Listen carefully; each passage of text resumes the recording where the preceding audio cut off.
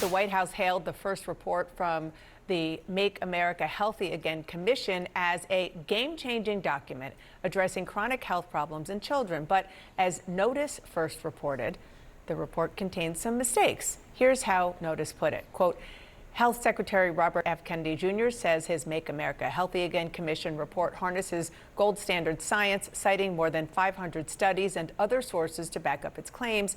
Those citations, though, are rife with errors, from broken links to misstated conclusions. 7 of the cited sources don't appear to exist at all. My panel is back with me, including a reporter from Notice, Jasmine Wright, who asked the White House Press Secretary Karoline Leavitt about this yesterday.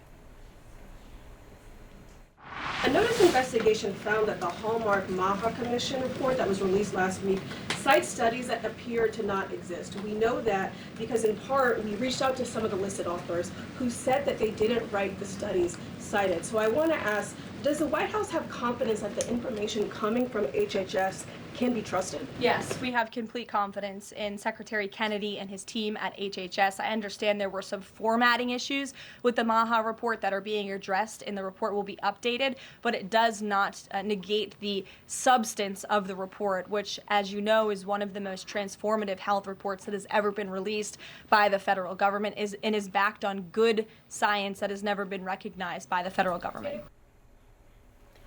I mean, I feel like I have so many things to say about this, but formatting issues is not one of them, right? Like, 7 sources were completely non-existent. My colleagues, who I want to credit, Notice fellows like 22-year-olds, Emily Kennard and Margaret Mano, took 5 days going through 522 citations, checking them all, and 7 of them just frankly didn't exist. I don't think that that's a formatting issue. Others, of course, were a little bit more technical. Maybe some of the links were broken, or maybe some of the conclusions that they came to by using some of these valid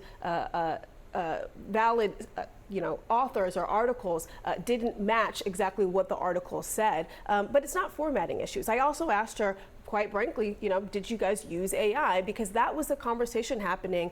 Because sometimes when you use AI and you kind of put it all into the machine, I feel like I'm dating myself by saying it like that, it basically hallucinates links. It hallucinates citations. She obviously didn't have an answer for that. And so I think this idea that it's just a formatting issue versus the way that they put it together is a bit different. And I think that the last thing I'll say is that, the HHS Secretary Robert F. Kennedy frankly faces an uphill battle when it comes to his credibility with his own team, with the MAHA movement, particularly because of some of the things that he said on vaccines and other more controversial issues. And even though it may seem small that just 7 citations didn't exist or others had broken links, when it comes to the medical field, every detail matters, and it's very hard to build credibility and to have the American people trust what you are putting out if your I's aren't dotted and your T's aren't crossed. Well, that's what I'm hearing from some people in the MAHA movement today, which is a lot of frustration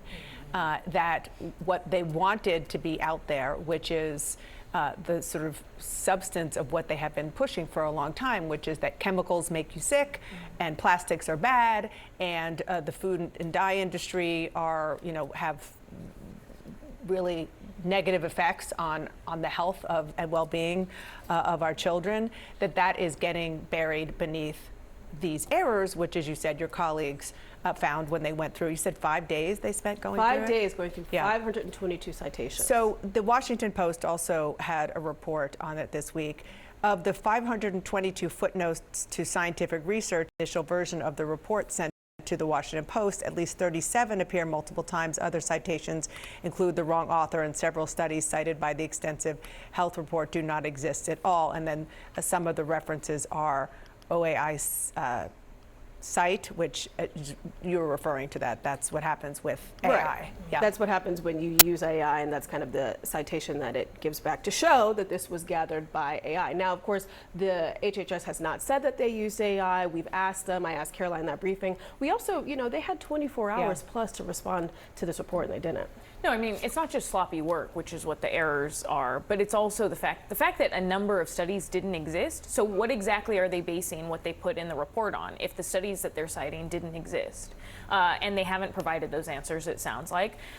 This is in addition to the fact that just this week, the HHS Secretary, RFK Jr., came out and said, pregnant women don't need to be taking COVID vaccines anymore. That directly contradicts what a week prior the FDA and his other agencies had recommended, which was actually pregnancy is a high risk, is considered high risk, and therefore we recommend that COVID boosters are given to pregnant women. So across the board, you're seeing contradictions and a bit of basically like the RFK Jr. saying very different things than the rest of the HHS apparatus is saying. Yeah, and look, I mean, like you were saying, they are understandably under a very, very strong microscope because of the several things that RFK Jr. in particular have said way before he was confirmed, but also the promises that he made when he was confirmed to people like Senator Bill Cassidy,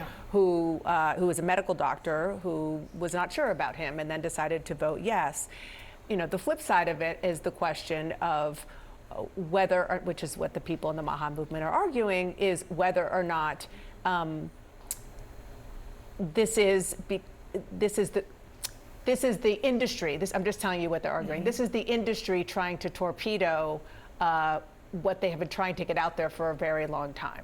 Well, listen, I mean, I think the onus was on them to put out a report that could withstand scrutiny, the scrutiny of the 22-year-olds who went through and found that some of these citations were false.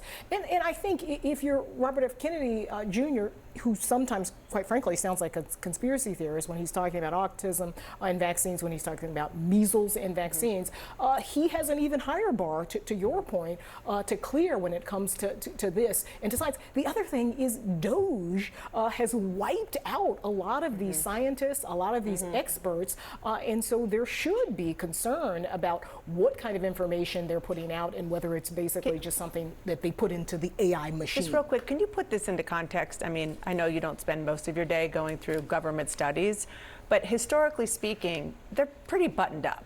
Especially in the medical capacity. I mean, to your point, that credibility is so critical. So yes, government reports are usually buttoned up, but especially in the health space. And I just think there's this larger question about what you're saying about this sort of extra bar, this higher bar for RFK Jr. because of some other beliefs.